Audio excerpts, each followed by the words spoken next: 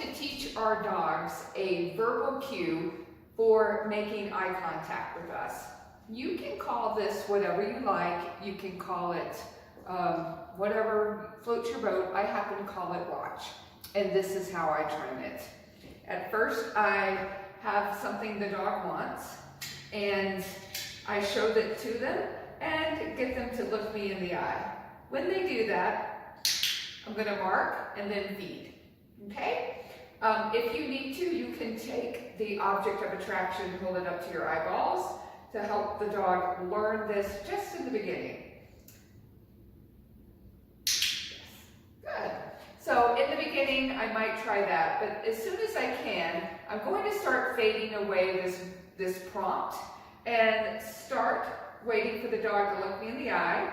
I'm going to mark it and then reward. I happen to be using a clicker. You can also use a verbal marker such as yes or good.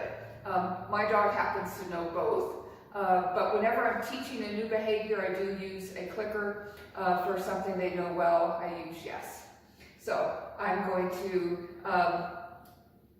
start asking the dog, when they look at me, I'm going to say the cue that I want them to know. Watch. Yes. So you can use verbal or a mechanical marker. Ideally, what we want to do is for the dog to learn on a verbal cue, when you say that word, that they look you in the eye. Watch. Yes. So you may need to take your treat bag and move it behind you so the dog doesn't look at that. I want the dog to be able to have a clear picture and know what watch means, and it means to look you in the eye, not to look at your hands. So start putting your hands behind your back and say the word, watch. Good. So what I want to do is eventually raise duration.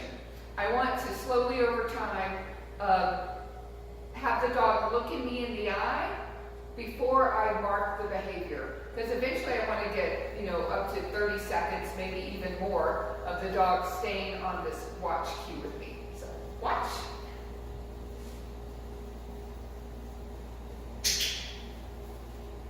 Really good. So the dog might choose to lie down or sit. It doesn't matter. The only thing that we are particular about with this is that the dog is looking us in the eye. So start working on watch. Some of you might already have this behavior. If you have this behavior, I want you to clean it up. Let's make sure your hands are always behind your back.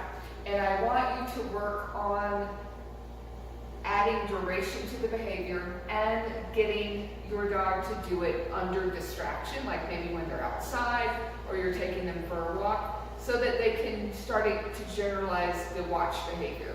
So for those of you who haven't trained watch, this is something in preparation for our next lessons, but it's a foundation for so many behaviors, is we need to have a dog that's engaged with us.